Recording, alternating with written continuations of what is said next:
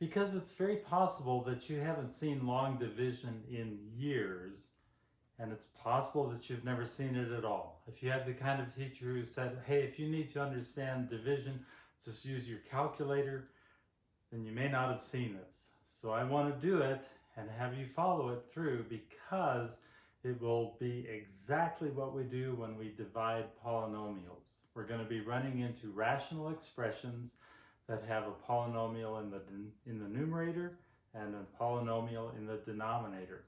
And we need to be able to divide. So watch this. In the teaching notes, you saw that there are 4,092 coconuts that I need to divide between 145 people.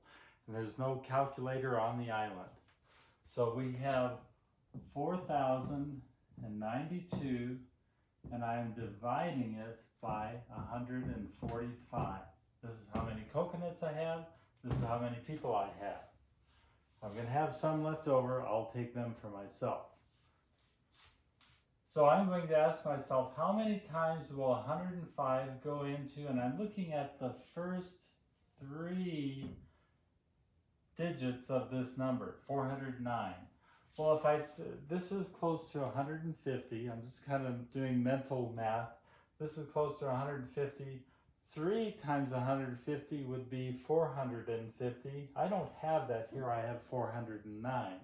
So I'm going to go with 2. So I'm going to put a 2 up here because that is the place value where when I multiply this out, I'm going to have a 3-digit number that goes under this. That 2 matches that. If I put the 2 here in the ones column, that's not going to work. 2 times, and now I multiply. 2 times 5 is 10.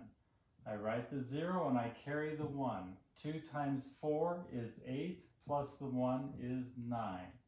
Nothing more to carry. 2 times 1 is 2. Now, listen. I could say I subtract, which is what I'm going to do, but what I'm really going to do is I'm going to change the sign and add. You'll see this when we do the polynomials. 9 plus 0 is 9. 0 plus a minus 9 is, the thing to do is, in this case, carry the 10. 10 minus 9 is 1. It doesn't make sense for me to put a negative digit here.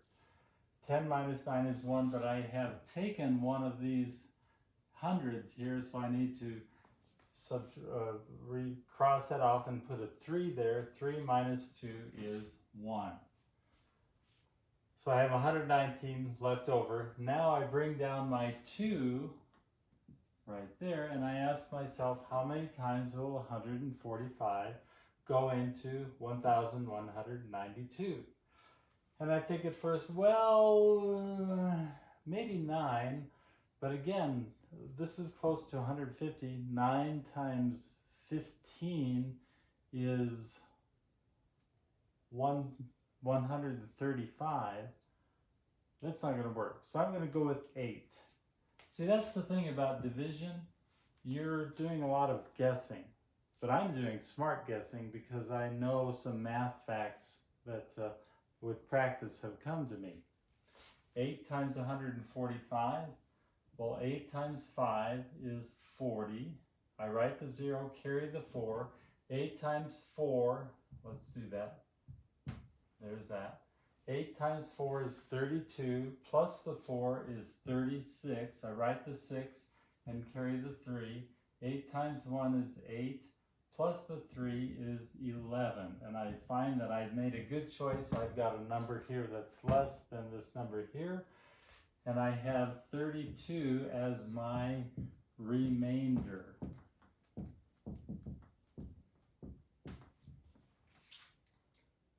I can check my work.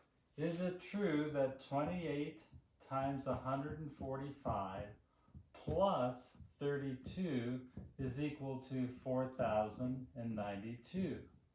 Well, 28 times 145 times 28, Let's just do that real quick. 8 times 5, 40. You're going to see a lot of these numbers that we've already done.